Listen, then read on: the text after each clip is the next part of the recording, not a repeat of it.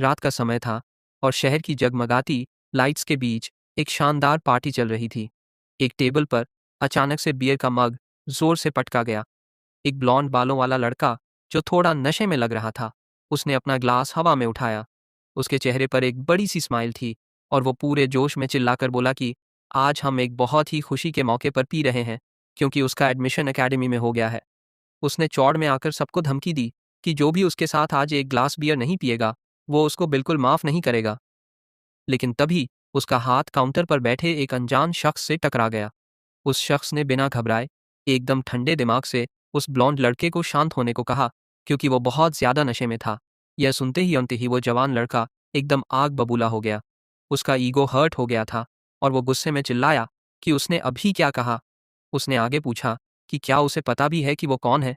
भाई का तो अलग ही एटीट्यूड चल रहा था।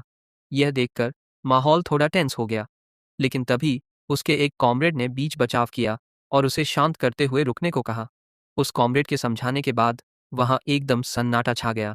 ब्लॉन्ड लड़का थोड़ा नरम पड़ा और बोला कि आज उसका मूड बहुत अच्छा है, इसलिए वो उस अनजान शख्स को माफ कर रहा है। लेकिन तभी वहां बैठे एक हुड पहने हुए लड़के ने अपनी आंखें ऊपर उठाईं। उसने उन लोगों के बीच चल रही एक ऐसी स्टोरी के बारे में सुना जो दुनिया के सबसे बेहतरीन हीरोज के स्क्वाड के बारे में थी। एक नशे में धुत आदमी ने मुस्कुराते हुए अपने हाथ फैलाए और चिल्लाते हुए कहा कि उसे यह स्टोरी बहुत पसंद है। उसने सबसे कहा कि अब वक्त आ गया है इस महान कहानी को दोबारा याद करने का।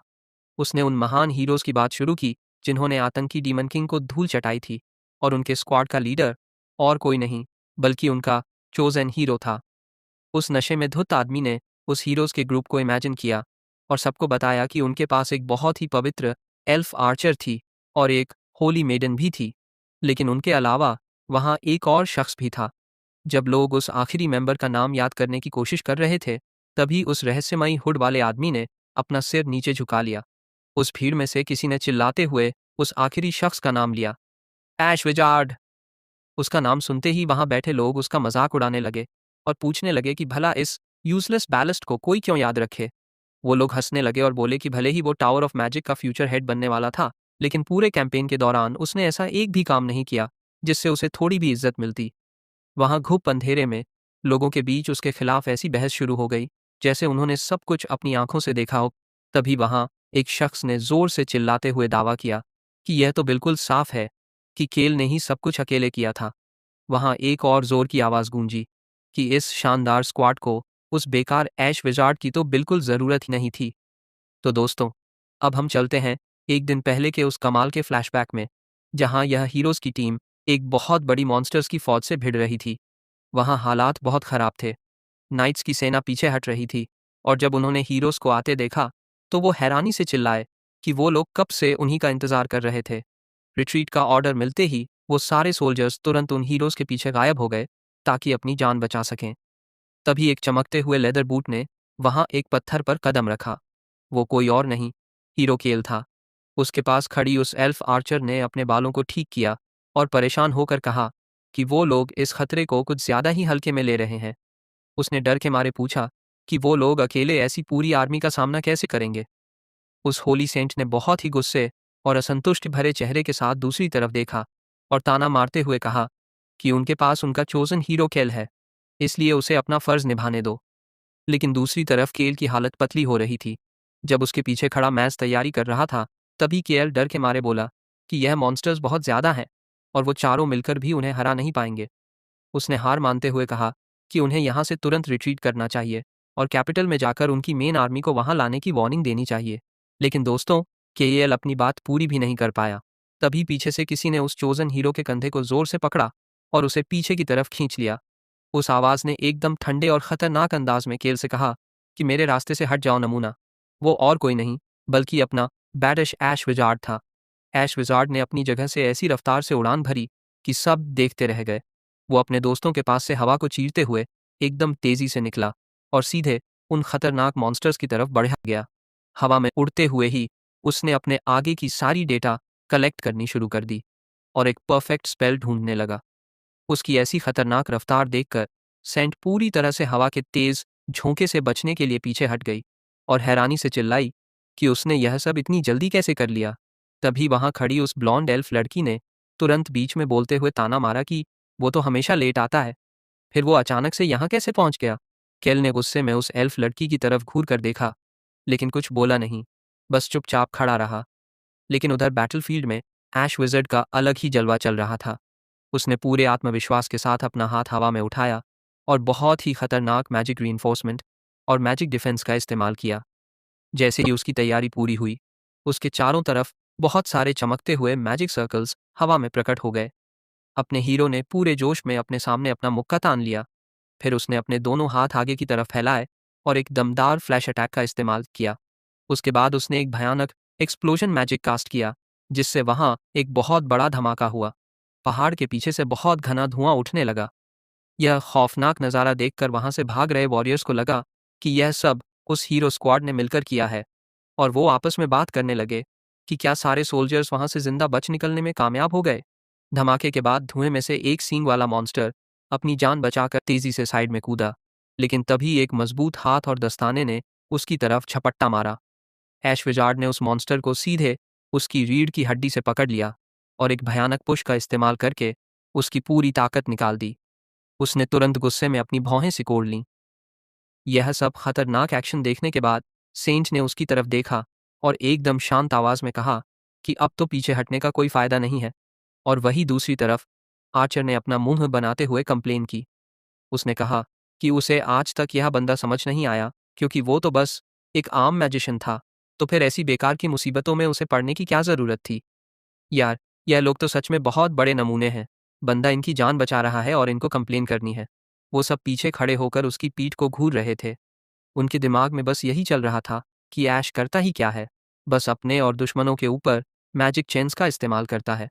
उनके हिसाब से यह दुनिया का सबसे सिंपल मैजिक था, इसमें कुछ भी स्पेशल नहीं था। फिर भी यह बाह्य बंदा पागलों की तरह अपनी जान खतरे में डाल रहा था। तभी वो ब्लॉन्ड एल्फ लड़की अपने चोजन हीरो केल के पास गई और हैरानी से पूछने लगी कि क्या यह सच में पूरी तरह से बेवकूफ़ी नहीं है। उधर मैदान में अपना ऐश पूरे एक्शन में था।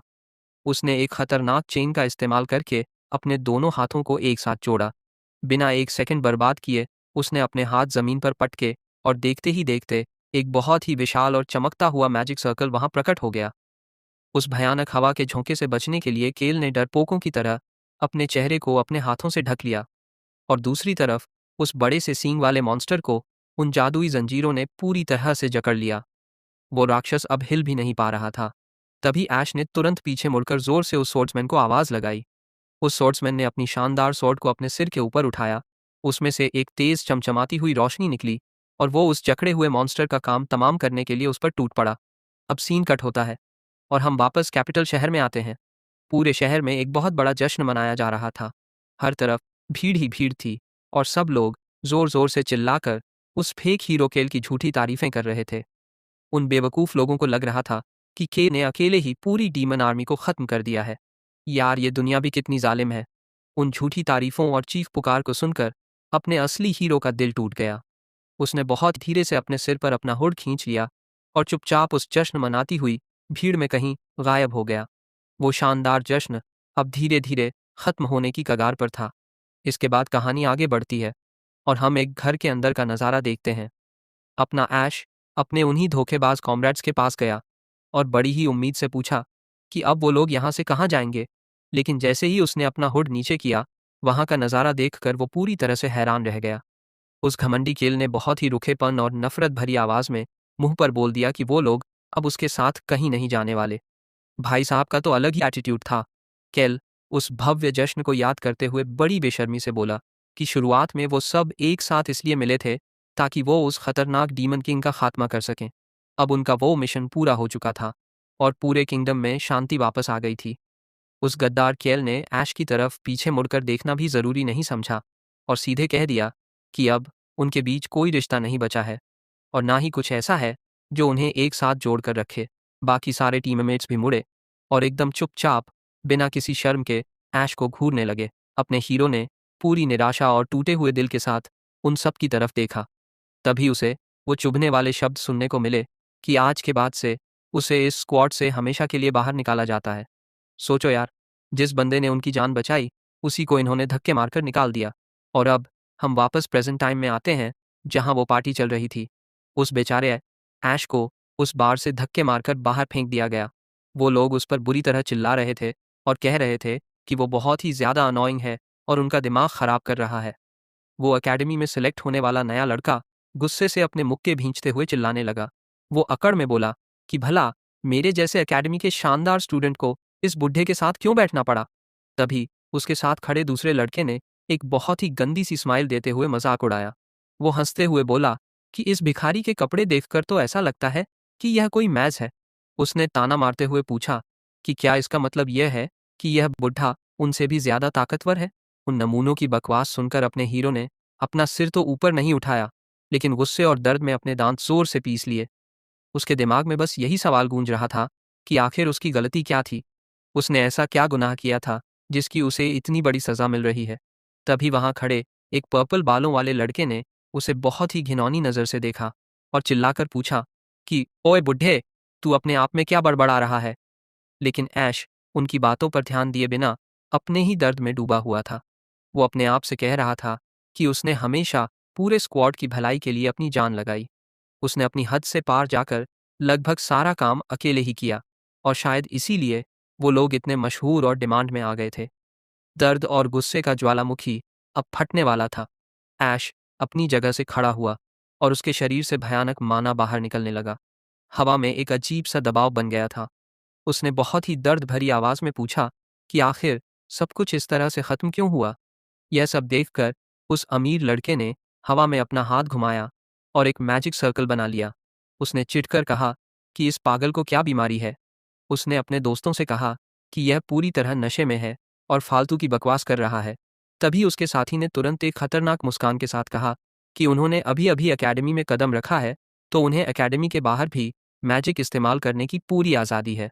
वो लोग अपने मैजिक से ऐश पर हमला करने वाले थे, लेकिन अपना ऐश कहाँ डरने वाला था। उसने बहुत ही कूल अंदाज में अपने पैंट पर लगी धूल झाड़ी और एकदम भारी आवाज में बोला कि वो बहुत देर से यही सोच रहा था कि आखिर उसकी गलती क्या है, लेकिन उसे आज तक इसका कोई जवाब नहीं मिला। वो धीरे धीरे अपने भारी कदमों से उन लड़कों की तरफ बढ़ने लगा। उसका ऑरा इतना खतरनाक था कि कोई भी कांप जाए।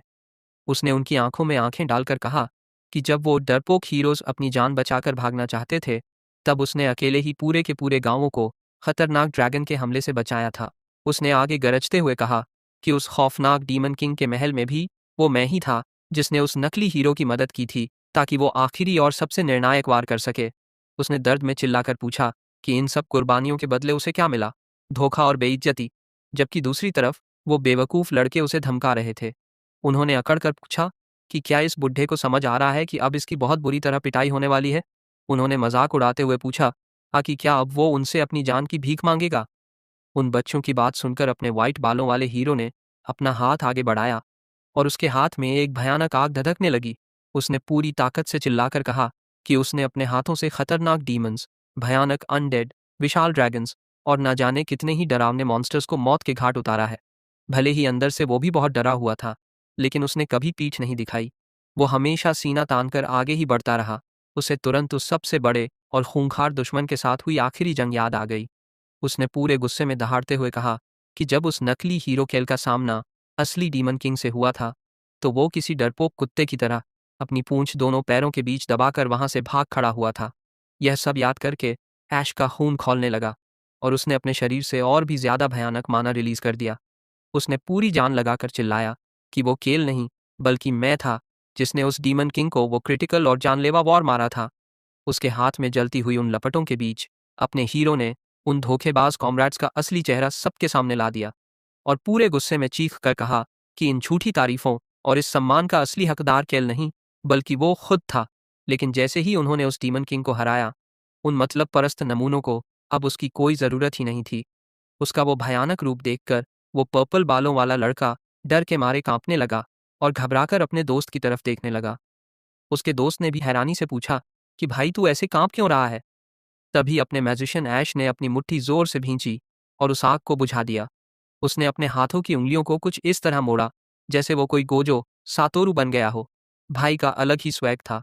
उसने पूरे एटीट्यूड में कहा कि अब वो खुद इन बिगडैल बच्चों को सबक सिखाएगा और उन्हें बताएगा कि असली ताकत क्या होती है। अब कहानी थोड़ा पीछे जाती है। और हमें एक फ्लैशबैक दिखता है। अचानक हम देखते हैं कि अपना हीरो लंबे बालों के साथ खड़ा है और अपना सिर पकड़े हुए है। हीरो ने अपना सिर खुजलाया और परेशान होकर कहा कि उसे बिल्कुल भी उम्मीद नहीं थी कि उसके श्राप का ऐसा खतरनाक असर होगा। तभी वहां खड़ा एक ग्रे बालों वाला बूढ़ा आदमी अपनी दाढ़ी खुजलाते हुए बोला कि उसने भी कभी सपने में नहीं सोचा था कि उसका स्टूडेंट इतना ज्यादा बदल जाएगा। वो बूढ़ा आदमी बहुत ही उदासी से उसकी तरफ देख रहा था। फिर उसने एक बहुत ही गहरी सांस छोड़ी और उसे उसके नाम से पुकारा। भाई लोग, यहाँ कहानी में सबसे बड़ा ट्विस्ट आता है। अपना वो कड़क ऐश विजार्ड अब एक लड़की में बदल चुका था। हाँ यार, तुमने सही सुना। वो लड़की अपना सिर पकड़े हुए उस बूढ़े आदमी की बात का जवाब दे रही थी।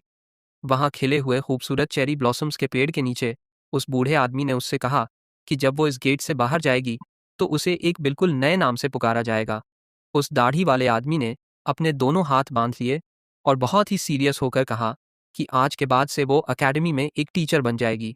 फिर उसने अपनी आंखें नीचे की और बहुत ही चिंता भरे स्वर में पूछा कि वो उससे एक आखिरी बार पूछ रहा है, क्या वो सच में अपनी या दूसरी जिंदगी इसी तरह से जीना चाहती है। यह सुनकर अपनी हेरोइन ने तुरंत अपने पुराने शानदार कारनामों को याद किया। वो सोचने लगी कि आखिर उसे अचानक यह दूसरी जिंदगी जीने को क्यों कहा जा रहा है। उस खूंखार डीमन किंग को हराए हुए पूरे 5 साल बीत चुके थे और पूरे किंगडम में एकदम शांति छाई हुई थी। उसने उस शैतान पर अपनी शानदार जीत को याद किया और मन ही मन सोचा कि अब दुनिया को किसी हीरो की जरूरत नहीं है। उसके चेहरे पर एक बहुत ही प्यारी सी स्माइल आ गई और उसने पूरे कॉन्फिडेंस के साथ कहा कि उसने अपना फैसला कर लिया है। उसने अपना दस्ताना ठीक करते हुए मुस्कुराकर जवाब दिया कि आज से वो एक टीचर बनेगी। उसने तय कर लिया था कि वो अपने अतीत को पीछे छोड़कर एक एकदम साफ स्लेट के साथ अपनी नई जिंदगी शुरू करेगी। उसने सोच लिया था कि अब वो किसी की मसीहा या सेवियर नहीं है। अब सीन बदलता है और हम एक बहुत ही घने और डरावने जंगल के बीचों बीच पहुंचते हैं। अचानक वहां एक बहुत ही खौफनाक चीख गूंज उठती है। एक बेचारा सोल्जर जमीन पर गिरा हुआ था और डर के मारे बुरी तरह कांप रहा था। वो उन खूंखार मॉन्स्टर से दूर जाने की भीख मांग रहा था। तभी एक सींग वाले भयानक मॉन्स्टर ने बहुत ही जोर से दहाड़ मारी। उस बेचारे आदमी ने डर के मारे खुद को अपने हाथों से ढक लिया और बहुत जोर से चिल्लाया। उसे लगा कि अब उसका काम तमाम होने वाला है, लेकिन अचानक चारों तरफ खून की बौछार उड़ गई। उस डरे हुए आदमी ने धीरे से अपनी आंखें खोलीं तो उसे कुछ समझ ही नहीं आया कि अभी अभी क्या हुआ। उसके ठीक सामने वो लड़की खड़ी थी जिसने अभी अभी एक बहुत ही खतरनाक मैजिक का इस्तेमाल किया था। उसके सामने जंगली भेड़ियों और मॉन्स्टर्स का एक पूरा झुंड खड़ा था। उस सोल्जर ने तुरंत हैरानी से पूछा कि तुम कौन हो, लेकिन अपनी वो फॉर्मर ऐश विज़र्ड लड़की किसी से बात करने के मूड में नहीं थी। वो तो बस लड़ने की तैयारी कर रही थी। उसने हवा में एक साथ बहुत सारे जादुई मैजिक सर्कल्स बना दिए। देखते ही देखते वो सारे मॉन्स्टर्स हवा में उठ गए और बहुत ही जोर से पीछे की तरफ फेंके गए। चारों तरफ खून और गोश्त के टुकड़े उड़ रहे थे। उसके एक ही वार से वो सारे मॉन्स्टर्स दूर जाकर गिरे। वो राक्षस जमीन पर टिक ही नहीं पा रहे थे। अपनी मैज लड़की एकदम निडर होकर खड़ी थी। बिना किसी शक के उसके पास एक बहुत ही भयानक और अविश्वसनीय ताकत आ चुकी थी। वो सींग वाले मॉन्स्टर्स एक के बाद एक लगातार डैमेज खा रहे थे। लेकिन दोस्तों, यह बात हमेशा याद रखना कि हर बड़ी ताकत की एक बहुत बड़ी कीमत चुकानी पड़ती है। अपनी हीरोइन ने अचानक से जमीन पर एक बहुत ही जोरदार लात मारी। उसने अपने हाथ फैलाए और उन सारे दुश्मनों को हवा में तिनके की तरह उड़ा दिया। वो धमाका इतना जोरदार था कि पेड़ों के पीछे से भी साफ दिखाई दे रहा था। अब बस एक आखिरी दुश्मन बचा था। तभी उसके दिमाग में वो पल याद आया जब उसने उस डीमन किंग को मारा था और मरते मरते उस शैतान ने उसके शरीर पर एक मनहूस मुहर यानी सील छोड़ दी थी। उस बचे हुए मॉन्स्टर का बड़ा सा मुंह खुला हुआ था। वो सींग वाला राक्षस उसे अपने नुकीले दांतों से काटने ही वाला था, लेकिन तभी वो लड़की अचानक से गायब हो गई। और हाँ दोस्तों, एक ज़रूरी बात, उस डीमन किंग की वो मनहूस सील कोई आम चीज़ नहीं थी। वो एक ऐसा श्राप था जिसकी वजह से कोई भी डीमन उसे दुनिया के किसी भी कोने में ढूंढ सकता था। उस जंगली कुत्ते जैसे मॉन्स्टर की आंखें फटी की फटी रह गईं। अपनी हीरोइन की उंगली के सिरे पर एक चमकती हुई सील प्रकट हुई। उसने बिना कोई मौका दिए उस पर फायर कर दिया। वो यही सोच रही थी कि जब उसे इस श्राप के बारे में पता चला था तो उसे समझ आ गया था कि अगर वो एक एडवेंचरर बनी रही तो वो डीमंस के हाथों आज नहीं तो कल पक्का मारी जाएगी। उसके उस खौफनाक वार से जमीन के बीचों बीच एक बहुत बड़ी दरार पड़ गई। यह देखकर वो बेचारा लड़का एकदम हक्का बक्का रह गया और पूछने लगा कि भाई यह कैसी खौफनाक ताकत है। उस नीली आंखों वाली खूबसूरत लड़की ने बहुत ही प्यार से उसकी तरफ देखा और पूछा कि क्या तुम ठीक हो। अब वहाँ का माहौल थोड़ा शांत और बेहतर हो गया था। उस बेचारे ट्रैवलर ने उसकी मदद के लिए बढ़ाया हुआ हाथ खुशी खुशी पकड़ लिया और अपनी जान उन राक्षसों से बचाने के लिए उसे दिल से थैंक यू बोला।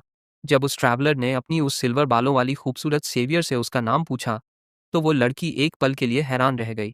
उसने सोचा कि वो अपना नाम बता दे, लेकिन तभी वो तुरंत दूसरी तरफ मुड़ गई और बहुत ही रूखेपन से बोली कि उसके नाम से कोई फर्क नहीं पड़ता। उसने उस ट्रैवलर से कहा कि अब यह रास्ता एकदम सेफ है और उसे तुरंत इसी रास्ते से वापस सिटी की तरफ लौट जाना चाहिए, क्योंकि वहाँ के लोग उसकी मदद कर देंगे। वो लड़की मन ही मन सोच रही थी कि हे भगवान, वो तो अभी बातों बातों में अपना असली नाम मुंह से निकालने ही वाली थी। उसने जल्दी से अपना हुड ऊपर खींचा और अपने चेहरे को छुपा लिया। वो खुद से कह रही थी कि अब इस दुनिया में रानानियल नाम का वो ऐश मैच कहीं नहीं है। वो सुनसान रास्ता उसे एक खुले मैदान के बीचों बीच बने एक पुराने से घर के सामने ले आया। वो अपने हाथ में एक शानदार स्टाफ पकड़े हुए उस घर की तरफ बढ़ा रही थी। उस पुरानी जगह को देखकर उसने एक गहरी सांस ली और खुद से कहा कि यार, बहुत लंबा वक्त बीत गया है मुझे यहाँ आए हुए। तभी उसे अपने अतीत का एक बहुत ही इमोशनल पल याद आने लगा। एक समय की बात है, जब उस बूढ़े आदमी ने उसके रेजिग्नेशन के बारे में सुना था, तो वो बहुत ज़्यादा उदास हो गया था। रीइंकार्नेशन से पहले वाला अपना हीरो, यानी रनानियल, दरवाजे के पास खड़ा था। उस बूढ़े आदमी ने उससे बहुत ही चिंता भरी आवाज़ में पूछा था कि क्या वो सच में उस खूंखार डीमन किंग को जान से मारने जा रहा है। उस लंबे बालों वाले बूढ़े आदमी ने अपना हाथ पीछे खींचा और बहुत ही सीरियस होकर अपने स्टूडेंट से पूछा कि क्या उसे पक्का यकीन है कि वो इस जानलेवा कैंपेन पर जाना चाहता है। उसने डराते हुए कहा कि इस बात की बहुत ज़्यादा संभावना है कि वो वहाँ बस बेमौत मारा जाएगा। जब उसके स्टूडेंट ने अपनी आंखें नीचे झुका लीं, तो उस टीचर ने तुरंत उसे डांटते हुए कहा कि उसका मैजिक अभी बिल्कुल भी परफेक्ट नहीं है और उसने अपनी ट्रेनिंग भी पूरी तरह से ख़त्म नहीं की है। वो अभी इस खतरे के लिए तैयार नहीं था, लेकिन उस लड़के ने पूरी इज्जत के साथ उनके सामने अपना सिर झुकाया और आज तक की सारी सीख के लिए उन्हें दिल से थैंक यू बोला। वो ग्रे बालों वाला आदमी बहुत ही उदासी और मजबूरी के साथ उसे जाते हुए देख रहा था। फिर उसने हार मानते हुए अपना सिर हिलाया और कहा कि सच में उसका यह स्टूडेंट बहुत ही ज़्यादा बेचैन और ज़िद्दी है। वो बिखरे बालों वाला लड़का जैसे ही उस घर से बाहर निकलने लगा, पीछे से उसके टीचर ने जोर से चिल्लाकर कहा कि अगली बार जब वो यहाँ वापस आए, तो वो उस खूंखार डीमन किंग का कटा हुआ सिर देखना चाहते हैं। उन्होंने कड़क आवाज़ में कहा कि जब वो उस शैतान का सिर लेकर आएगा, सिर्फ और सिर्फ तभी वो उसे अपना असली स्टूडेंट मानेंगे। और अब देखो दोस्तों, पूरे 5 साल बीत चुके थे और वो वापस उसी जगह पर लौट आई थी। वो लड़की अपना सिर नीचे झुकाए हुए उस घर की तरफ चल रही थी और मन ही मन मजाक उड़ाते हुए सोच रही थी कि भले ही वो डीमन किंग का सिर नहीं ला पाई, लेकिन कम से कम वो खुद तो जिंदा वापस आ गई है। उस लड़की ने अपने कांपते हुए हाथों से उस पुराने दरवाजे पर नॉक किया। अंदर से उसी बूढ़े आदमी ने दरवाज़ा खोला और बाहर खड़ी एक अनजान लड़की को देखकर थोड़ा चिढ़ते हुए पूछा कि उसे यहाँ कौन लेकर आया है। उस लंबे बालों वाली लड़की ने दरवाज़ा पूरा खोला और बहुत ही खुशी से उन्हें नमस्ते कहा।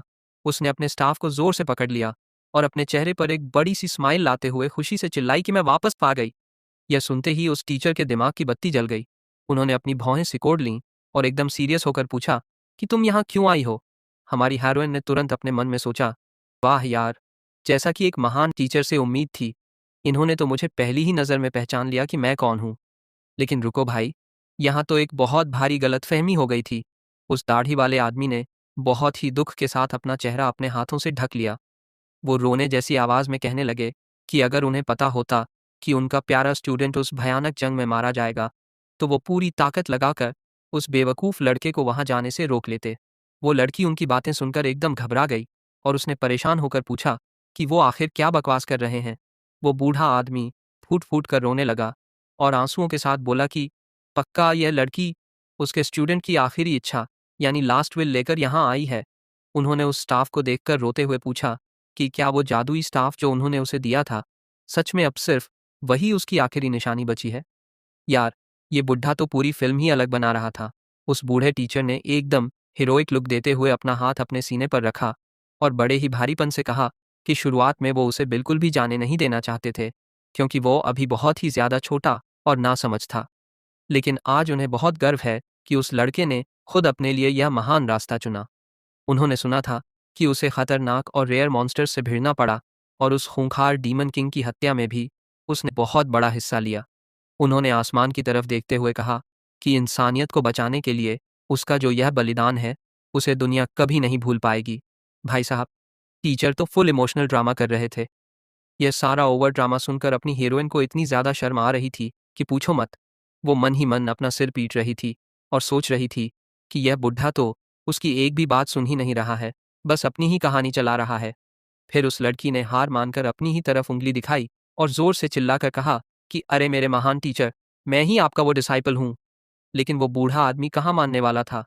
उसने एकदम कॉन्फिडेंस से कहा कि वो बहुत अच्छे से समझता है कि वो लड़की उसका स्टूडेंट बिल्कुल नहीं है। यह सुनकर अपनी हीरोइन का दिमाग खराब हो गया और उसने तुरंत अपने स्टाफ का इस्तेमाल करने का फैसला किया। जैसे ही उसने अपना मैजिक इस्तेमाल किया, उस स्टाफ में से एक बहुत ही तेज और जानी पहचानी रोशनी निकली। उस रोशनी को देखते ही वो दोनों एकदम सन्नाटे में आ गए। वहां एकदम खामोशी छा गई।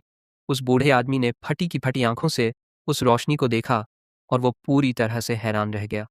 उसके दिमाग में एकदम बिजली सी कौंधी और उसने सोचा कि यह तो 100% उसके उसी डिसाइपल के माना का रंग है। उसने बहुत ही घबराहट और कांपते हुए हाथों को आगे बढ़ाया। उसकी आवाज़ हलक में अटक रही थी जब उसने पूछा कि क्या तुम सच में रानानियल हो। उस नीली आंखों वाली खूबसूरत लड़की ने बहुत ही प्यारी सी स्माइल के साथ उनकी तरफ देखा और बड़े ही प्यार से कहा कि हाँ टीचर, मैं वापस आ गया हूँ। वो सोच रही थी कि अब गले मिलने वाला इमोशनल सीन होगा, लेकिन तभी भाई लोग, एक खतरनाक बिजली का झटका तेजी से उसके बगल से हवा को चीरते हुए निकला। वो हमला इतना भयानक था कि उस लड़की के ठीक पीछे खड़ा एक बड़ा सा पेड़ एक ही झटके में टूटकर चकनाचूर हो गया। बूम! वो दाढ़ी वाला बूढ़ा आदमी तुरंत दूसरी तरफ मुड़ गया और एकदम कड़क आवाज में उसे अपने पीछे पीछे घर के अंदर आने का ऑर्डर देते हुए वहां से चलने लगा। हमारी हीरोइन ने बहुत ही सार्कास्टिक और चिढ़े हुए चेहरे के साथ उस बुढ़े की तरफ घूर कर देखा। आखिर वो कोई आम इंसान नहीं थे। वो रोजेल मैजिस के सबसे महान एल्डर, एकेडमी में हायर मैजिक के सबसे खतरनाक प्रोफेसर और अपने ऐश मैच के इकलौते मेंटर थे। जैसे ही वो लड़की घर के अंदर घुसी, उसने देखा कि पूरे घर में हवा में सैकड़ों लेटर्स उड़ रहे थे। वो सारे लेटर्स उसी गायब हुए स्टूडेंट के बारे में पूछने के लिए भेजे गए थे। वो टीचर एकदम आग बबूला हो गए और गुस्से में फुफकारते हुए बोले कि जरा इन उड़ते हुए कागजों की तरफ आंख फाड़ कर देखो। उन्होंने उस लड़की पर चिल्लाते हुए पूछा कि क्या उसे कोई आइडिया भी है जिस दिन से वो गायब हुई है, उस दिन से उन्हें ये कितने हजार लेटर्स मिल चुके हैं। उन्होंने उन कागजों के पहाड़ की तरफ अपनी उंगली दिखाई और गुस्से से पूछा कि वो बिना किसी को बताए इस तरह से रिजाइन करने क्यों जा रहा था। भाई टीचर का गुस्सा तो 7वें आसमान पर था। उन्होंने उन रद्दी जैसे पड़े लेटर्स की तरफ दोबारा देखा और कहा कि उन्होंने तो पहले ही इन सारे खतों को जलाकर फेंकने का सोच लिया था, क्योंकि उन्हें पूरा यकीन हो गया था कि उनका वो बेवकूफ़ स्टूडेंट अब इस दुनिया में नहीं रहा और वो पक्का मर चुका है। उस बूढ़े आदमी ने अपने मैजिक का इस्तेमाल करते हुए हवा में ही एक लेटर को काटा और एक बहुत ही हल्की सी स्माइल के साथ कहा कि लेकिन अब जब तुम जिंदा वापस आ ही गए हो, तो ये सारे लेटर्स तुम्हारे ही हैं। तभी अचानक वहाँ एक बिल्कुल नया लेटर उड़ता हुआ आया। उस लेटर को देखकर वहाँ का माहौल एकदम सीरियस हो गया, क्योंकि वो कोई आम खत नहीं था, वो सीधा एकेडमी के रेक्टर की तरफ से आया था। उधर दूसरी तरफ हमें वो तेज दाढ़ी वाला रेक्टर शार्ट दिखाई देता है। वो अपने डेस्क पर बैठा हुआ था और रोजेल को खत लिख रहा था। उसने लिखा कि अब उनकी एकेडमी में बसंत का मौसम आने वाला है, जिसका सीधा सा मतलब है कि बहुत सारे नए और नौसिखिए मैजेस उनकी एकेडमी की दहलीज पर कदम रखने वाले हैं। उस रेक्टर ने एक बहुत ही शानदार महल को इमेजिन किया और खत में लिखा कि उसे पूरी उम्मीद है कि रोजेल उन नए बच्चों को ट्रेन करने के लिए पूरी तरह तैयार है। लेकिन सच बताऊं दोस्तों, वो ये खत एक रेक्टर के तौर पर नहीं, बल्कि एक पुराने दोस्त के तौर पर लिख रहा था। रेक्टर ने एक बहुत ही प्यारी सी स्माइल दी और खत में आगे पूछा कि क्या रोजेल को कोई आइडिया है कि उनका वो महान स्टूडेंट आजकल कहाँ है। उसने अपने दिमाग में बहुत सारे होनहार स्टूडेंट्स को इमेजिन किया और लिखा कि इन नए और टैलेंटेड बच्चों को उस महान हीरो के बारे में जानना बहुत ज़रूरी है, जिसने उनकी इस दुनिया को उस भयानक बुराई से बचाया था। और इससे भी ज़्यादा अच्छी बात तो ये होगी कि वो बच्चे खुद उस हीरो के मुंह से बहुत सारी काम की बातें सीखें। इसलिए उसने रोजेल से कहा कि अगर उसे अपने स्टूडेंट के बारे में कुछ भी पता चले तो वो उसे ज़रूर बताए। इधर अपना हीरो, जो अब एक लड़की बन चुका था, उसके हाथों में लेटर्स का एक बहुत बड़ा बंडल था। उसने बिना किसी शर्म के सीधा बोल दिया कि वो इन सबको जलाने वाली है। भाई का तो अलग ही स्वैग है। जैसे ही उससे पूछा गया कि क्या वो सच में ऐसा करने वाली है, उसने तुरंत अपने हाथ में एक बहुत ही खतरनाक नीली आग, यानी ब्लू फायर, जला ली। उसने उन कागजों की राख की तरफ देखा और बड़े ही कूल अंदाज में कहा कि इन सारे फालतू लेटर्स के साथ दिमाग खराब करना सच में एक बहुत बड़ा दर्द है। ये सब राख होने के ही लायक हैं। लेकिन उस दाढ़ी वाले टीचर ने बहुत ही शक भरी नज़रों से उसकी तरफ देखा और उसे सलाह दी कि जिन लोगों ने इतनी मेहनत से उसे ये खत लिखे हैं, कम से कम उसे उनकी थोड़ी तो इज्जत करनी चाहिए। आखिर ऐसे सीधे सब कुछ जला देना कुछ ज्यादा ही रैडिकल और रफ तरीका था।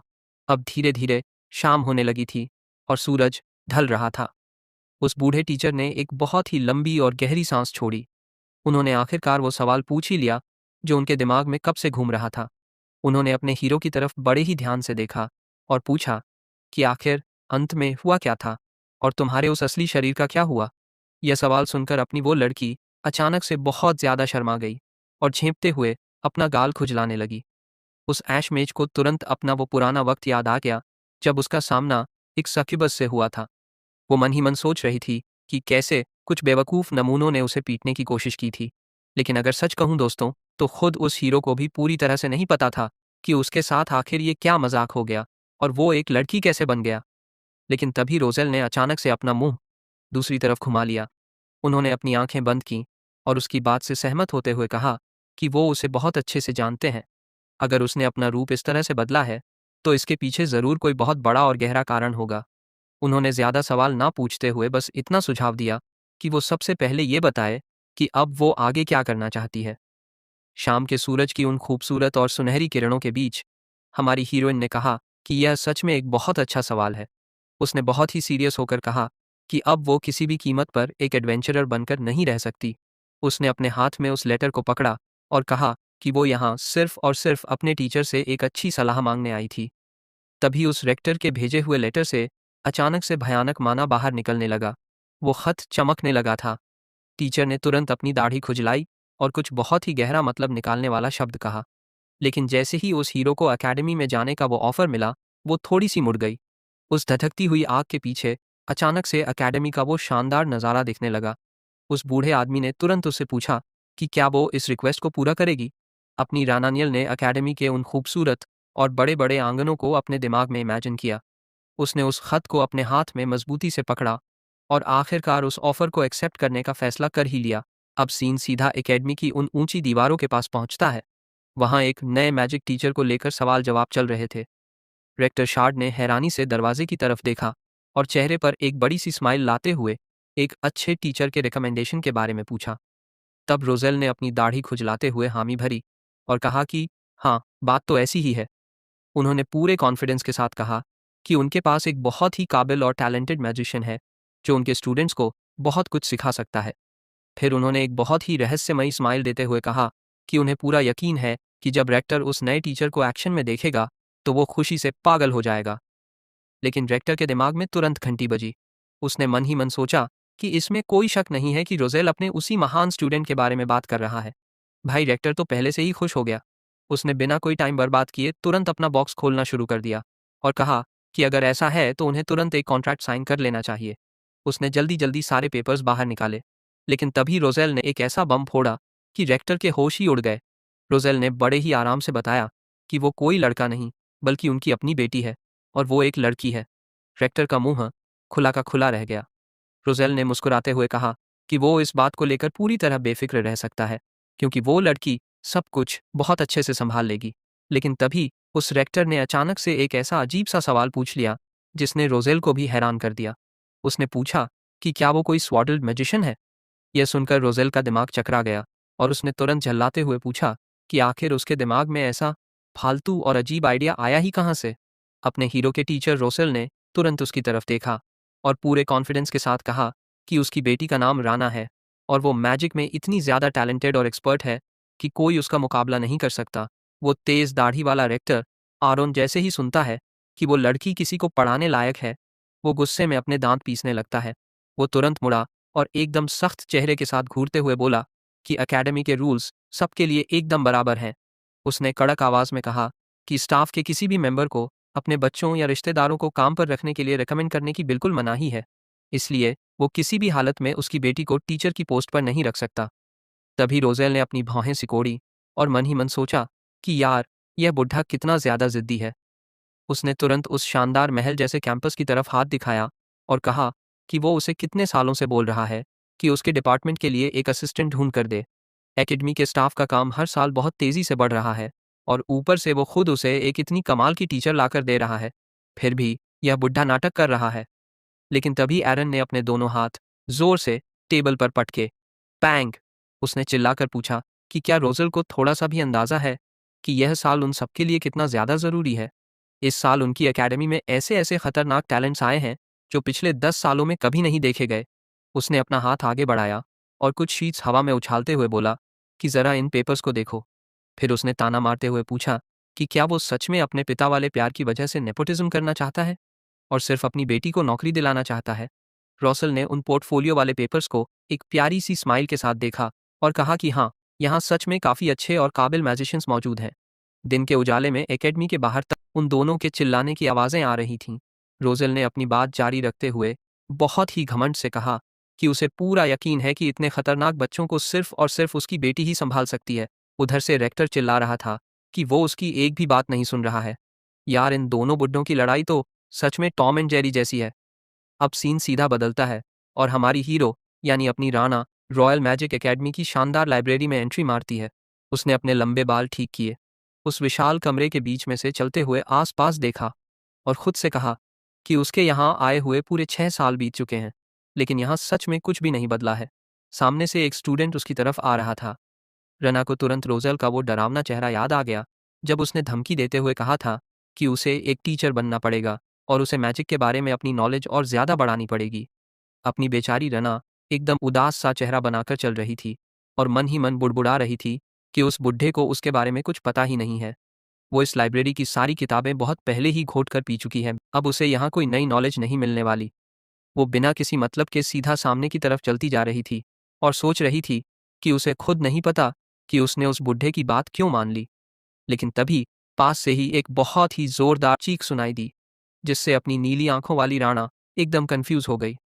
वहां एक लड़का एल्केमी टेबल पर बैठा हुआ था और बहुत ही रोतलू चेहरा बनाकर कह रहा था कि उसका माना बाहर ही नहीं आ रहा है।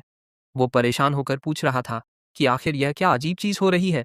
उसने गुस्से में अपना जादुई पेन कागज पर फेंक दिया और बोला कि यह बहुत ही अजीब है क्योंकि उसका पेन अब मैजिक का इस्तेमाल करके सिंबल्स ही ड्रॉ नहीं कर रहा है।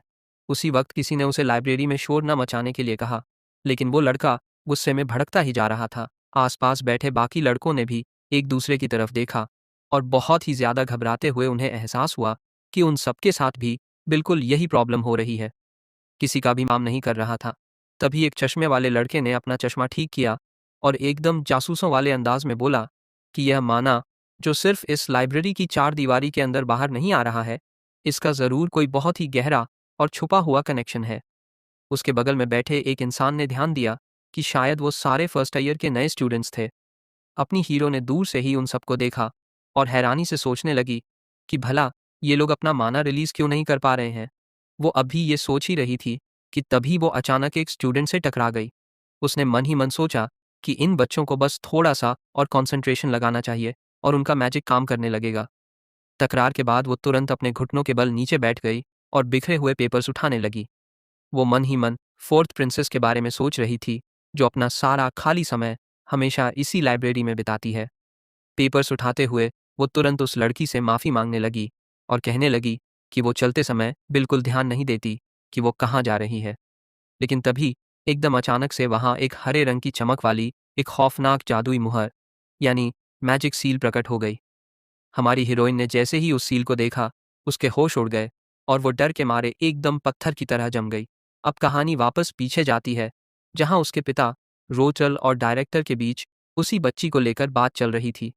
डायरेक्टर ने अंधेरे में खड़ी उस बच्ची को अपने दिमाग में इमेजिन किया और बहुत ही सीरियस होकर कहा कि यह लड़की कोई आम बच्ची नहीं है। यह एक ऐसा बेशकीमती खजाना है जिसे खुद सितारों ने आशीर्वाद दिया है और इस साल उसने उनकी एकेडमी में कदम रखा है। उस तेज चेहरे वाले डायरेक्टर ने तुरंत फैसला सुनाते हुए कहा कि इस टैलेंटेड लड़की को सिर्फ और सिर्फ सबसे बेस्ट टीचर से ही पढ़ना चाहिए। इस बात पर रोजल ने भी तुरंत हामी भरी और कहा कि उसने भी इस लड़की के बारे में बहुत कुछ सुना है। उसने आगे कहा कि किंगडम में लगे मार्शल लॉ की वजह से अब राजघराने के लोगों को भी मजबूरी में ट्रेनिंग लेनी ही पड़ेगी। वो उस लड़की की फाइल ध्यान से देख ही रहा था कि डायरेक्टर की अगली बात ने उस खतरे को सच साबित कर दिया।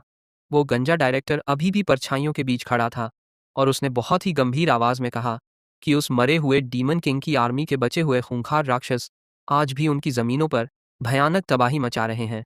और सबसे मजे की बात तो यह है कि वो घमंडी हीरो स्क्वाड अब बुराई की इन खतरनाक ताकतों का सामना बिल्कुल भी नहीं कर पा रहा है।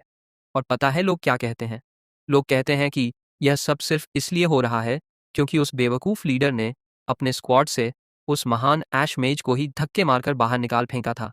उस डायरेक्टर ने बहुत ही चिंता के साथ आगे की तरफ देखा और कहा कि सिर्फ उसके उसी महान स्टूडेंट की वजह से यह राजघराने की लड़की आज उनकी एकेडमी में आई है। वो तुरंत दूसरी तरफ मुड़ गया और डायरेक्टर अपनी बात पूरी करते हुए बोला कि वो राजघराने की लड़की पूरी उम्मीद लगाकर बैठी है कि वो दोबारा अपने उसी मेंटर से मिलेगी और इसीलिए वो अपनी गोद ली हुई बेटी को उसके पास लेकर आया है। इधर लाइब्रेरी में अपनी हीरोइन ने बहुत ही घबराहट के साथ उन गिरे हुए पेपर्स की तरफ अपना हाथ बढ़ाया। जब उसने उन पेपर्स को ध्यान से देखा तो उसे पूरा यकीन हो गया कि अरे भाई, यह तो वही फोर्थ प्रिंसेस है। उसे तुरंत अपना वो पुराना वाला रूप और पुराना वक्त याद आने लगा। वो मन ही मन सोचने लगी कि पूरे 6 साल पहले यही वो छोटी सी लड़की थी जो उसके पास लाइब्रेरी में आई थी और उसने बहुत ही मासूमियत से मैजिकल मैटर के बारे में बताने की जिद की थी। उसे उस छोटी लड़की की वो प्यारी सी स्माइल याद आ गई और उसने सोचा कि वक्त के साथ ही यह बच्ची कितनी बड़ी हो गई है। लेकिन यार, पहले जो लड़की इतनी चुलबुली थी वो अब एकदम उदास और खूंखार सी दिखने लगी थी। उस प्रिंसेस ने अपनी आंखें ऊपर उठाईं और बहुत ही रुखेपन से पूछा कि वो लोग उसे इस तरह घूर घूर कर क्यों देख रहे हैं। उसने उस सिल्वर बालों वाली लड़की से सीधा सवाल किया कि क्या वो कोई मैज है। इस पर अपनी राणा ने तुरंत बहुत ही कैजुअल तरीके से जवाब दिया कि भाई, यह एक मैजिक एकेडमी है, तो जाहिर सी बात है कि यहाँ मौजूद हर एक इंसान मैज ही है। लेकिन तभी उस प्रिंसेस ने एक ऐसा जवाब दिया जिसने अपनी राणा को भी हैरान कर दिया। उसने बहुत ही कड़क आवाज में कहा कि यह बात बिल्कुल सच नहीं है।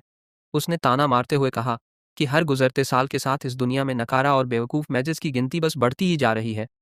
उसने अपनी नज़रें दूसरी तरफ घुमा लीं और बहुत ही गुस्से में बोली कि आजकल के इन नमूनों को मैजिकल ट्रांसफॉर्मेशन ऑफ सर्किट्स के बेसिक्स तक नहीं पता होते।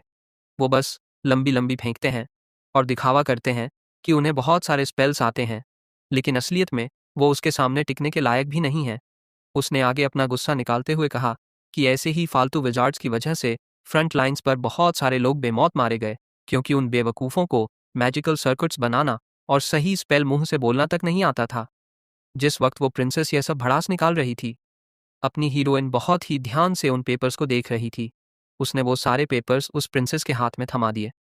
उसी वक्त वो प्रिंसेस कड़क कर बोली कि ऐसे जाहिल लोगों को मैजिशियन कहलाने का कोई हक नहीं है। फिर अचानक उस प्रिंसेस ने अपनी आंखें बंद कर लीं और एक लंबी सांस लेते हुए कहा कि वो भावनाओं में थोड़ा ज्यादा ही बह गई थी। उसने अपने बुरे बर्ताव के लिए माफ़ी मांगी और पेपर्स उठाने में मदद करने के लिए राणा को थैंक यू बोला। वो बस वहां से मुड़कर जाने ही वाली थी कि तभी अपनी राणा ने उस आखिरी बचे हुए कागज़ की तरफ अपना हाथ बढ़ाया और उसे रोक लिया। उसने वो कागज़ प्रिंसेस को देते हुए और बहुत ही सीरियस होकर कहा कि इस कागज़ पर बना हुआ यह स्कीम उसे कुछ जाना पहचाना सा लग रहा है। जब उस प्रिंसेस से उस बैरियर के बारे में पूछा गया तो उसने उस कागज़ को अपनी मुट्ठी में बहुत ही जोर से भींच लिया। लेकिन तभी उस सिल्वर बालों वाली लड़की ने उस खौफनाक स्पेल का असली नाम बोल दिया, जिसे सुनकर वो प्रिंसेस एकदम पत्थर की तरह जम गई। अपनी हीरोइन की बात सुनकर प्रिंसेस पूरी तरह से हक्की बक्की रह गई थी। राणा ने कहा था कि यह स्कीम तो अंडर डेवलपमेंट का लग रहा है और यह सच में एक बहुत ही इंटरेस्टिंग स्पेसिमेन है। प्रिंसेस का दिमाग खराब हो गया और वो सोचने लगी कि आखिर इस अनजान लड़की को यह सब कैसे पता, क्योंकि उसने तो खुद यह खौफनाक स्कीम एक बहुत ही बड़े मैजिक ऑक्शन से खरीदा था जहां उस हीरो स्क्वाड की जीती हुई चीजें नीलाम हो रही थीं। उस प्रिंसेस को तुरंत डीमंस के साथ हुई वो भयानक जंग याद आ गई। उसने मन ही मन सोचा कि आज तक कोई भी बड़े से बड़ा मैजिशियन इस स्कीम को डिकोड नहीं कर पाया ताकि इसे असली जंग में इस्तेमाल किया जा सके।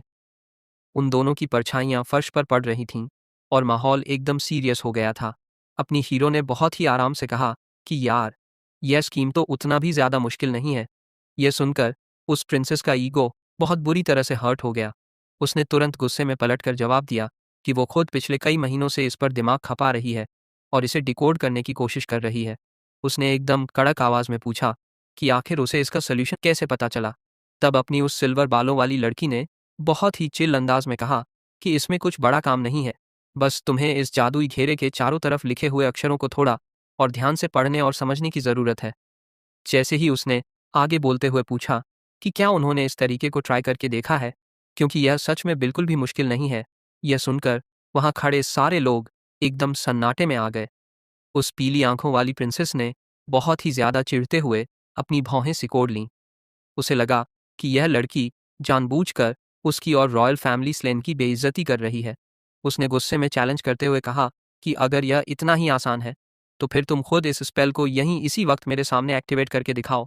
यह सुनकर उस नीली आंखों वाली हेरोइन ने तुरंत मन ही मन सोचा कि अरे बाप रे, लगता है मैंने बातों बातों में इस राजघराने की बच्ची को बहुत बुरा वाला ऑफेंड कर दिया है। फिर अपनी उस नई टीचर ने अपनी उंगली हवा में घुमाई और बहुत ही कैजुअल तरीके से कहा कि उसे बस इतना सा करने की ज़रूरत है। उसने थोड़ी सी घबराहट के साथ अपनी उंगली से हवा में एक 8 यानी 8 का निशान बनाया और बोली कि उसे यह सब बाद में करना चाहिए। लेकिन तभी उसने ध्यान दिया कि उसका माना तो काम ही नहीं कर रहा था। यह देखकर वो प्रिंसेस बहुत ही घमंडी तरीके से हंसी और तुरंत बोली कि जब तक वो खुद यहाँ खड़ी है तब तक कोई भी मैजिक काम नहीं करेगा। उसने अपनी असलियत बताते हुए कहा कि यह सब उसके खास ब्लेसिंग की वजह से है। वो सच में अपने आसपास मौजूद हर एक इंसान के शरीर से उनका मना चूस रही थी। इसलिए उसने राणा को ताना मारते हुए कहा कि उसे फालतू में कोशिश भी नहीं करनी चाहिए। लेकिन भाई लोग, अपनी सिल्वर बालों वाली हेरोइन कहाँ किसी से दबने वाली थी। उसने बीच में ही उस प्रिंसेस की बात काट दी। उसने बहुत ही सख्त और खतरनाक नज़रों से उस प्रिंसेस को घूर कर देखा और कहा कि उसे बहुत अच्छे से समझ आ गया है कि उसे क्या करने की ज़रूरत है।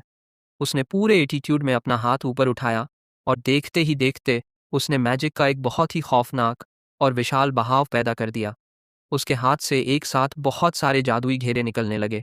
जैसे ही उसने अपना पैर जमीन पर पटका, उसके शरीर से माना का एक ऐसा भयानक तूफान निकला जिसने सबको हिला कर रख दिया।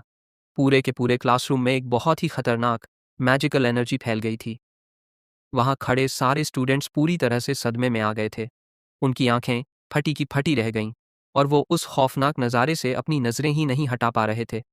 वो चश्मे वाला लड़का डर के मारे बुरी तरह कांप रहा था और उसने खौफ से कांपती हुई आवाज़ में कहा कि भाई, यह इतना भयानक माना उस प्रिंसेस का तो बिल्कुल नहीं हो सकता। उस नीली आंखों वाली अपनी हीरोइन ने पूरे फोकस के साथ अपनी भौहें सिकोड़ लीं और अपना काम जारी रखा।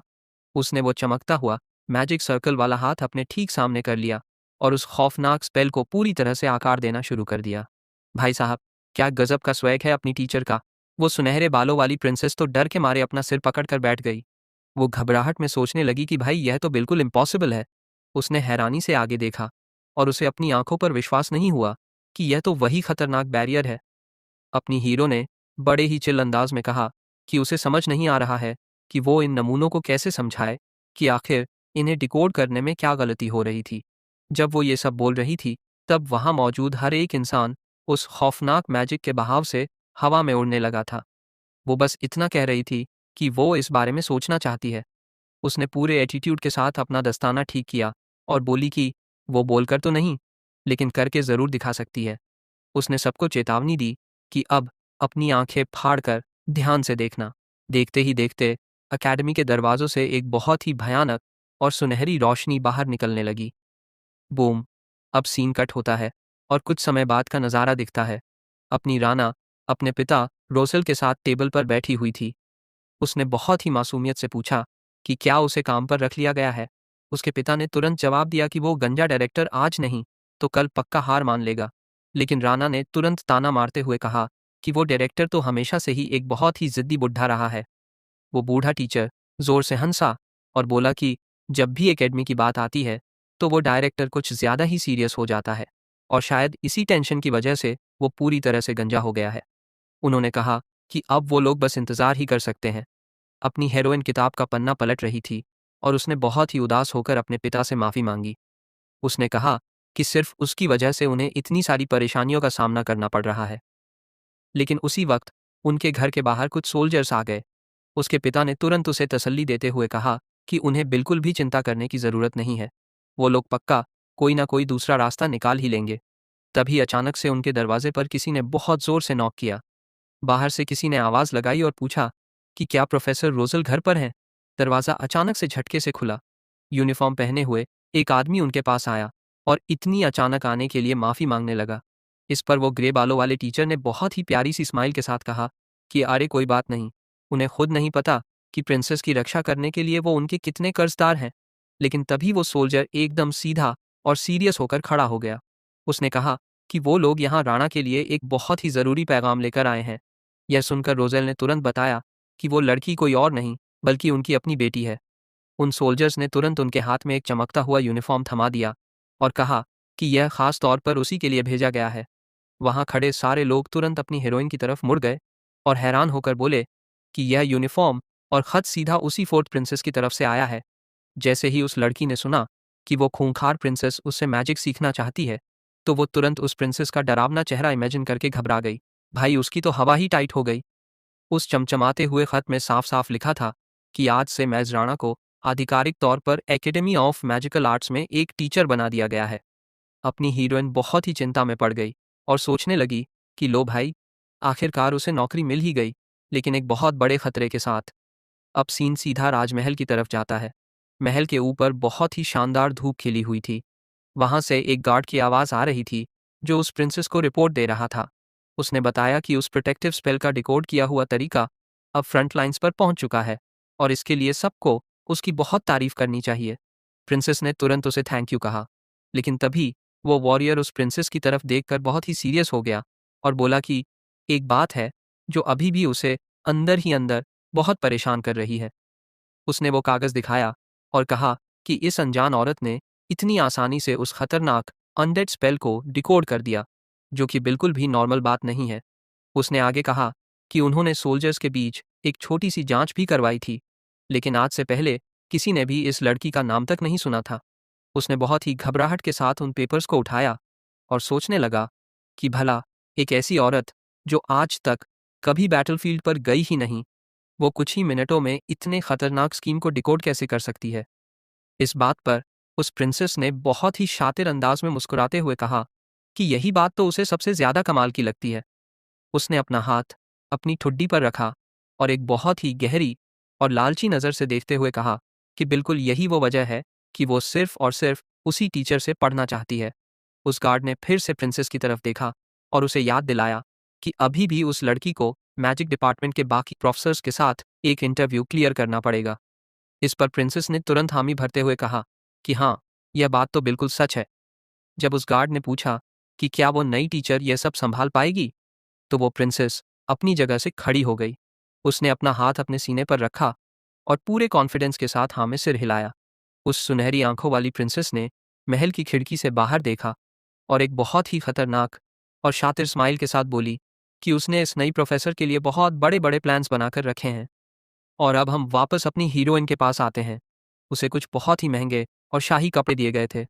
उसने बहुत ही चिढ़े हुए और गुस्से वाले चेहरे के साथ उन कपड़ों को उठाया और चिल्लाकर बोली कि वो यह सब बिल्कुल नहीं पहनना चाहती।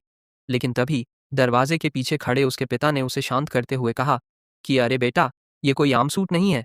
खुद प्रिंसेस ने खास तौर पर उसके लिए यह सूट खरीदा है। उन्होंने उसे ऑनर देते हुए कहा कि चुपचाप बिना कोई नाटक किए जल्दी से कपड़े बदल लो। बेचारी राणा को हार माननी पड़ी। उसने वो शानदार ड्रेस पहन ली और खुद को आईने में देखने लगी। उसने उदासी से अपना सिर नीचे झुकाया और सोचने लगी कि यार, वो उस प्रिंसेस से पूरे 6 साल पहले इसी लाइब्रेरी में मिली थी और अब देखो, वो लड़की उसके लिए इतने महंगे और अजीब गिफ्ट्स भेज रही है। अपनी हीरोइन ने बहुत ही झल्लाते हुए अपनी भौहें सिकोड़ी और मुंह फेर लिया।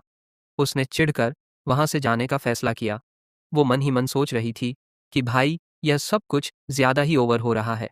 तभी अचानक पीछे से आवाज आई और किसी ने पूछा कि क्या उसका नाटक खत्म हो गया है। बाहर चेरी ब्लॉसम्स के खूबसूरत फूल खिल रहे थे और उनकी पंखुड़ियां धीरे धीरे हवा में उड़ते हुए नीचे गिर रही थीं। अपनी राना अपने पिता रोसिल के साथ उस घमंडी प्रिंसेस की खिड़की के सामने खड़ी थी। तभी एक ब्लॉन्ड बालों वाली प्रोफेसर अपनी कुर्सी पर उंगली पटकने लगी। उसे देखते ही किसी ने तुरंत पूछ लिया कि क्या हुआ मैडम, सब ठीक तो है। उस दाढ़ी वाले रोजल ने बहुत ही सार्कास्टिक अंदाज में अपना हाथ हटाया और मजे लेते हुए उस ब्लॉन्ड औरत से पूछा कि क्या वो ऐश टावर के सबसे महान एल्डर की बेटी से मिलने से पहले नर्वस हो रही है। उसने अपने सारे दांत दिखाते हुए एक बहुत ही शातिर स्माइल दी और कहा कि उसे कुछ छुपाने की जरूरत नहीं है।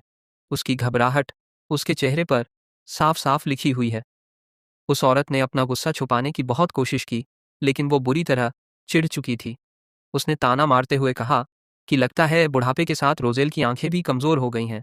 उसने कड़क कर बोला कि यह कोई नर्वसनेस नहीं है, बल्कि यह उसकी चिढ़ है। वो अपना टाइम एक ऐसे अनजान मैजिशियन पर बिल्कुल बर्बाद नहीं करना चाहती जिसके बारे में आज तक किसी ने कुछ भी नहीं सुना है। भाई साहब, उन दोनों के बीच तो तुरंत एक पैसिव एग्रेसिव वाली खतरनाक बहस शुरू हो गई।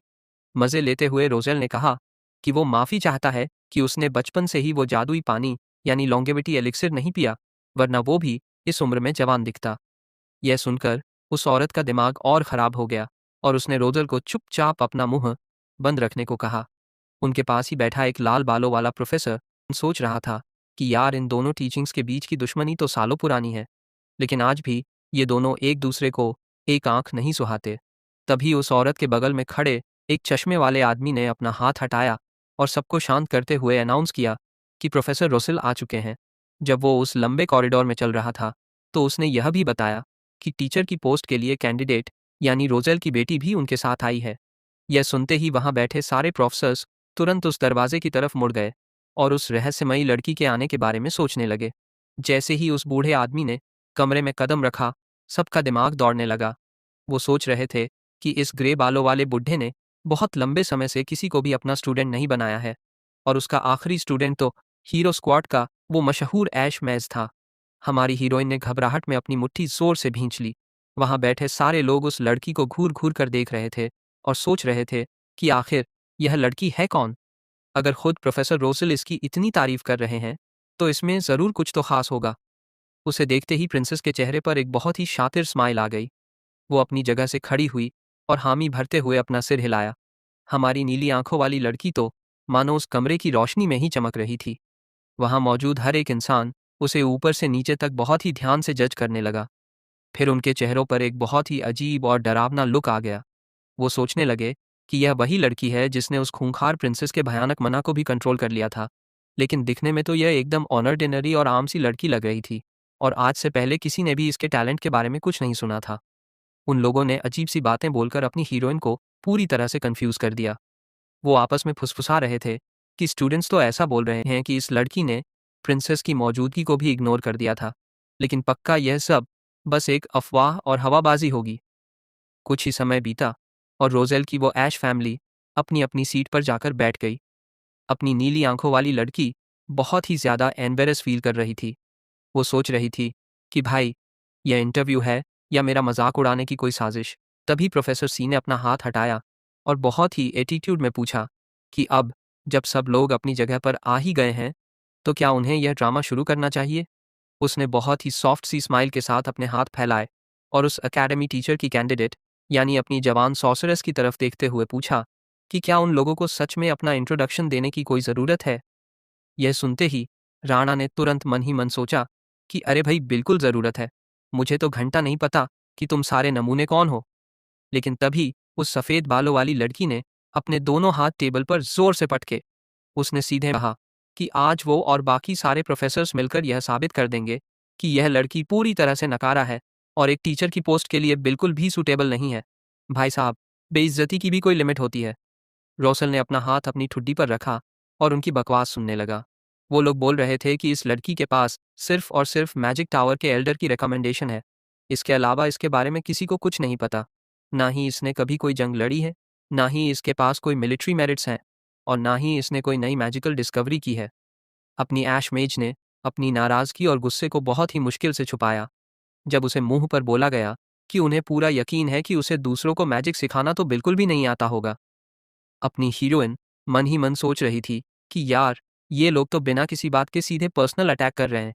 तभी उसने अपना हाथ टेबल पर जोर से पटका और एक बहुत ही खतरनाक मुस्कान के साथ कहा कि एक बहुत ही खास बात है जो उसे जान लेनी चाहिए। उसने अपनी उंगली सामने की तरफ उठाई और एक बहुत ही खास मेहमान का इंट्रोडक्शन दिया।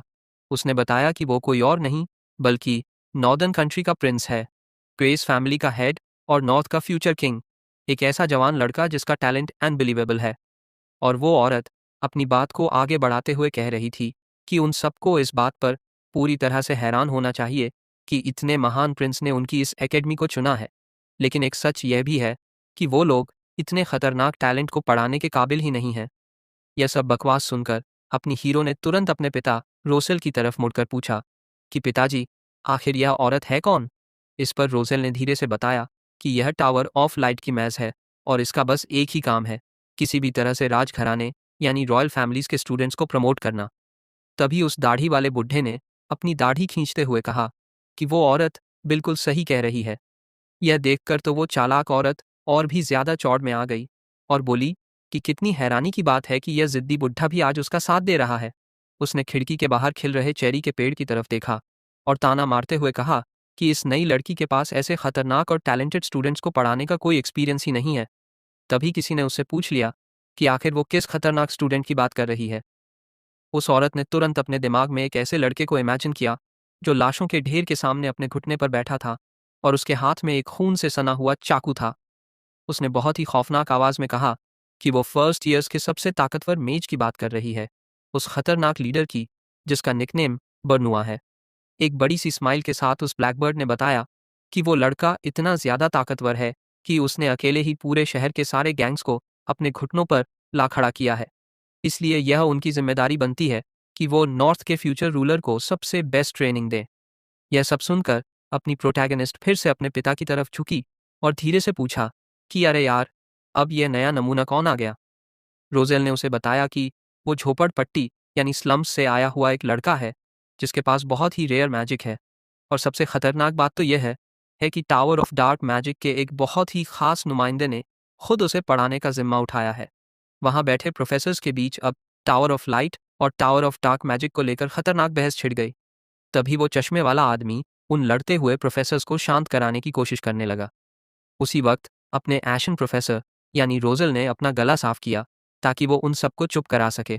सारे लोग तुरंत बहुत ही चिंता के साथ उसकी तरफ देखने लगे। रोजल ने बहुत ही शांत आवाज में कहा कि अगर उनका यह फालतू का झगड़ा खत्म हो गया हो तो अब उसे भी कुछ बोलना है। यह सुनते ही सारे प्रोफेसर्स एकदम चुप हो गए और ध्यान से उसकी बात सुनने लगे। रोजल ने कहा कि वो उन सब की परेशानी को बहुत अच्छे से समझता है और उसे पता है कि वो सब एकेडमी के स्टूडेंट्स के फ्यूचर को लेकर बहुत ज़्यादा टेंशन में हैं। वो अपनी कुर्सी से खड़ा हुआ और अपना हाथ आगे बढ़ाते हुए उसने अपनी स्टूडेंट यानी राना की तरफ इशारा किया।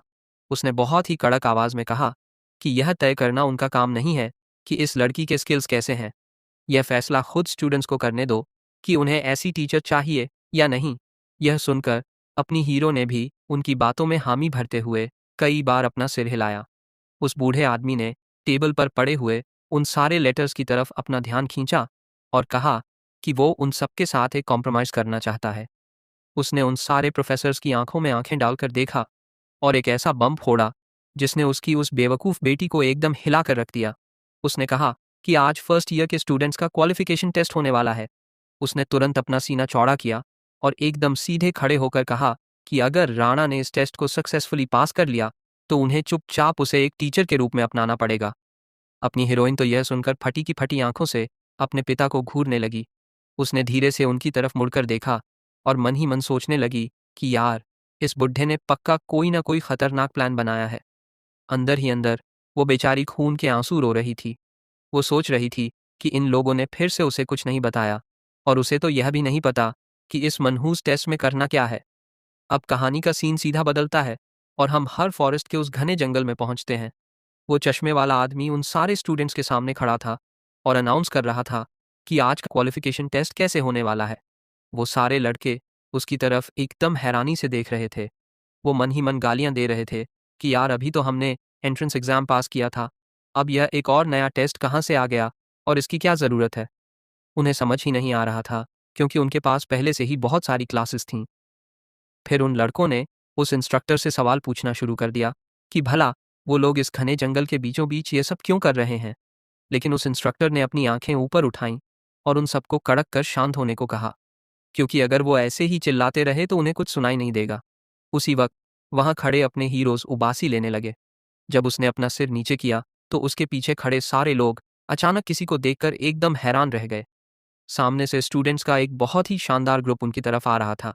उन लोगों को देखकर हर कोई बस यही बोल रहा था कि ये लोग फर्स्ट ईयर्स के सबसे बेस्ट और खतरनाक स्टूडेंट्स हैं। जब वो ग्रुप उनके पास पहुंचा तो वहां खड़े लोगों ने देखा कि उनमें उनकी वो खूंखार प्रिंसेस भी मौजूद थी। वो सारे बेस्ट स्टूडेंट्स एकदम शांत और खतरनाक एटीट्यूड के साथ उस वेन्यू की तरफ बढ़ रहे थे। अपनी राना वहां खड़ी होकर यह सब तमाशा देख रही थी। आसपास के लोग फुसफुसा रहे थे कि कैसे इन लोगों को रिकमेंडेशन पर अंदर लिया गया है और इन्हें इंसानियत के नए हीरोज कहा जा रहा है। यह सब सुनकर अपनी प्रोटैगनिस्ट ने बहुत ही गंदा सा मुंह बनाया। वो झल्लाते हुए सोच रही थी कि यार सुबह सुबह क्लासेस रखने का यह फालतू आइडिया आखिर किसका था। उसे तो बस अपने बिस्तर पर जाकर मज़े से सोना था।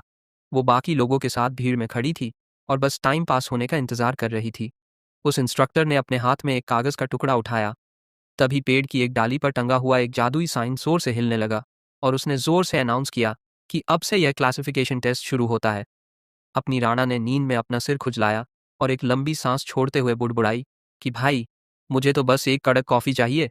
फिर वो सारे स्टूडेंट्स एक बहुत ही विशाल और रहस्यमयी पत्थर के पास पहुंचे। वहां उन्हें बताया गया कि उन्हें सीनियर स्टूडेंट्स के डिस्ट्रीब्यूशन टेस्ट के कंटेंट्स के बारे में जानना शुरू करना होगा।